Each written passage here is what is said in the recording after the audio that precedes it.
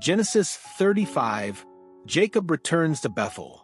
Then God said to Jacob, "Go up to Bethel and settle there, and build an altar there to God, who appeared to you when you were fleeing from your brother Esau." So Jacob said to his household and to all who were with him, "Get rid of the foreign gods you have with you, and purify yourselves and change your clothes. Then come, let us go up to Bethel, where I will build an altar to God, who answered me in the day of my distress, and who has been with me wherever I have gone." So they gave Jacob all the foreign gods they had and the rings in their ears, and Jacob buried them under the oak at Shechem. Then they set out, and the terror of God fell on the towns all around them, so that no one pursued them. Jacob and all the people with him came to Luz, that is, Bethel, in the land of Canaan.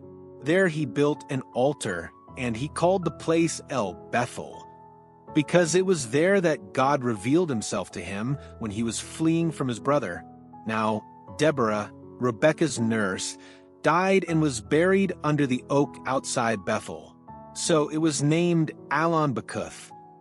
After Jacob returned from Paddan Aram, God appeared to him again and blessed him.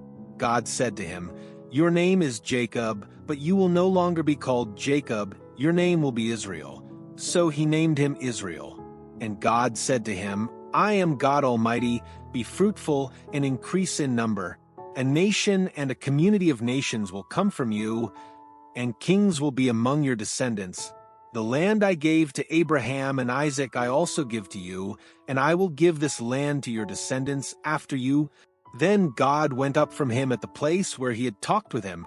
Jacob set up a stone pillar at the place where God had talked with him, and he poured out a drink offering on it. He also poured oil on it. Jacob called the place where God had talked with him Bethel. The deaths of Rachel and Isaac. Then they moved on from Bethel. While they were still some distance from Ephrath, Rachel began to give birth and had great difficulty. And as she was having great difficulty in childbirth, the midwife said to her, "Don't despair, for you have another son." As she breathed her last, for she was dying, she named her son Benoni, but his father named him Benjamin. So Rachel died and was buried on the way to Ephrath, that is, Bethlehem. Over her tomb Jacob set up a pillar, and to this day that pillar marks Rachel's tomb. Israel moved on again and pitched his tent beyond Migdal-eder. While Israel was living in that region, Reuben went in and slept with his father's concubine Bilhah, and Israel heard of it. Jacob had 12 sons. The sons of Leah: Reuben the firstborn of Jacob, Simeon, Levi, Judah, Issachar, and Zebulun. The sons of Rachel: Joseph and Benjamin. The sons of Rachel's servant Bilhah: Dan and Naphtali. The sons of Leah's servant Zilpah: Gad and Asher.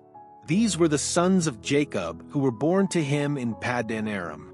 Jacob came home to his father Isaac in Mamre, near Kiriath Arba, that is Hebron, where Abraham and Isaac had stayed. Isaac lived 180 years. Then he breathed his last and died and was gathered to his people, old and full of years. And his sons Esau and Jacob buried him. See you tomorrow for the next episode. Bye.